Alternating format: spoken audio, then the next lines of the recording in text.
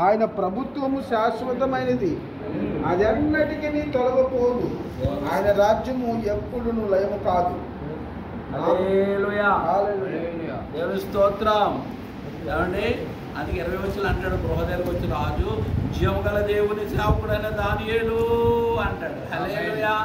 ఏమండి, అదే చూడండి ఇక్కడ 26 6:26లో నా సముఖమున నియమించిన నా రాజ్యములోని సకల ప్రభుత్వముల యందుండు నివాసులు దానియేలు యొక్క దేవునికి భయపడుచు, దానియేలు దేవునికి భయపడుచు ఆయన సముఖమును వణుకుచుండాలి. ఆయనే జీవం కలిగిన దేవుడు, ఆయనే యుగ యుగములు ఉండువాడు.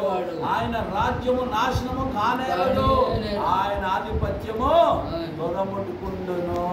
దేవుని స్తోత్రం. మీకు ఆయనే జీవము గల దేవుడు.